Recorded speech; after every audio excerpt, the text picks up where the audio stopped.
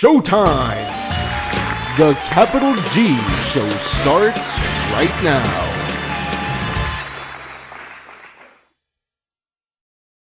What's up YouTube, Capital G here.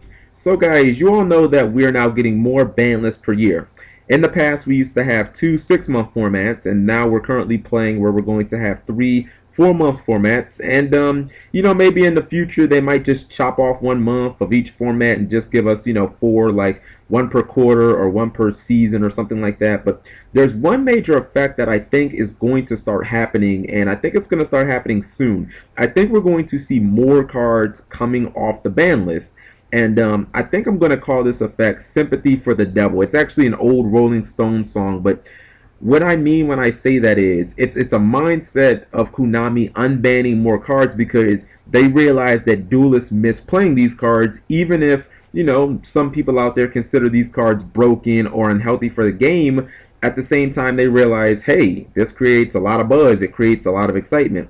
Now, when people first saw the September OCG list, there were tons of changes. You know, all the baby dragons got the axe. So obviously you wouldn't be able to play Dragon Rulers just as a core deck anymore. But everybody hated Dragon Rulers, so it was like, whatever. You know, Spellbook of Judgment got banned. Okay, well, everybody hated that card, so again, whatever. There were tons of changes on that OCG list, but what did everybody immediately gravitate to? Holy shit, Trishula's back. Oh my god, it's going to be so crazy. Infernity's going to be like the best deck ever. Deep Sea Divas, now this shit. Trishula's like $30 on eBay.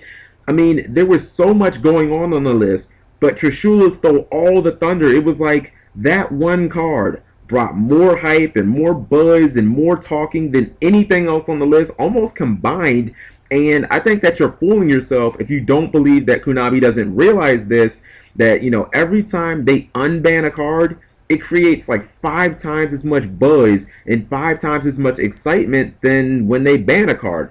Now, ask yourselves, why is that? I think it's because when you unban a card, people get nostalgic. You know, they think back to the days of when they used to be able to summon TRISHULA or TSUKUYOMI and think, you know, this is going to be so awesome. You know, after all this time, I can finally play this card again. People think that it's going to go back to the quote-unquote good old days, even if those days weren't so good. You know, the thing is, this doesn't really work in reverse. I mean, if you ban Spellbook of Judgment, people think, you know, thank God, finally, you know, maybe the deck won't be super OP anymore. And then it's like, okay, that's it. You know, there's no hype, there's no buzz, there's no more excitement. But if you unban just one card, like think about if you unban Baronic. You know, people would be flipping over tables. They'd be like, holy shit, Blackwings are going to be like the best deck ever. Blizzard is going to be so good. You know, Mermill are going to be retarded. They're going to be able to bounce Spear back to the hand. And Infernities are going to loot the shit out of you, nigga. Like, you know, you see the difference? If you ban a card, it's like, okay, thanks. You know, that deck isn't it's not OP anymore. But if you unban a card, it's like people's excitement level goes through the roof. And I know that there are some people out there that are thinking, okay, Capital G, how is this a good thing? And honestly, I don't know if it's a good thing, at least not for the game. You know, there are probably about 10 cards that should never, ever, ever come off the ban list. And everything else, I honestly think that I could live with for 4 months. You know, I remember back when Billy Brake said on Samuel Pettigrew's podcast that he didn't think Tsukuyomi should be unbanned because it doesn't add anything to the game. And it's like, look at that statement now and how silly it probably looks. You know, they unbanned Tsukuyomi and it was like we all got super hyped for a week and it became $8 common overnight. And then 2 weeks later, everybody was like, you know, this card really doesn't help you advance your position in the game, like, at all. So why the fuck are we trying to play this and everything? And now look, you know, Tsukuyomi's at 3 and it's like, no one gives a shit. I mean, Tsukuyomi could be at 3, 6, 22, 100 and nobody would care because it's one of those cards where it's super outdated.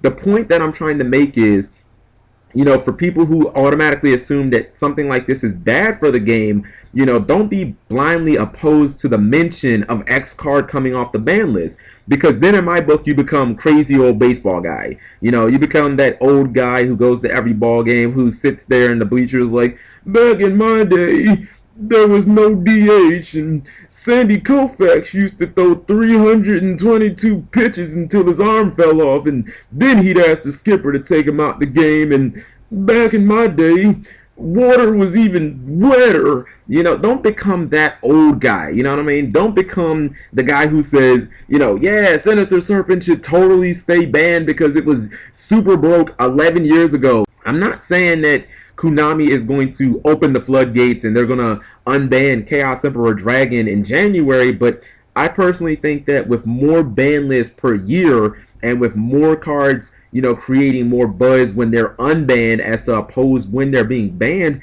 I think that it's kind of inevitable that cards like Witch and Magician of Faith and Goyo and Thousand Eyes Restrictor probably going to be coming back, you know, sooner than later. And even if it's just for a format, you know, if it's good for the goose, it's good for the gander. You know, if it gets people hyped and people more excited about Yu-Gi-Oh!, I don't think that that's necessarily a bad thing, even if you have to suffer through, you know, 4 months of maybe like a format with a little bit of sacking or something like that. That is, of course, unless we have idiots like Kevin Tewart who are exclusively making the TCG list.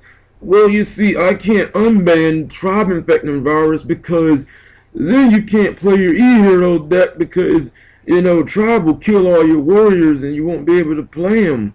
No, actually, Gramps, I can't play my fucking E-Hero deck because you banned Stratos and now the deck is ass. So I just kind of wanted to get some opinions on this. Again, I'm not saying that Dimension Fusion is ever going to come back, but I think that I could live 4 months if Snatch still came back, considering we've got 3 MSTs and all that other good stuff to play with. I mean, come on. We do live in a world where Blackluster Soldier is now like, we now tolerate that motherfucker, and we all know how broke he secretly is. So let me know what you guys think. Thank you as always for watching, and take care. Subscribing makes life happy.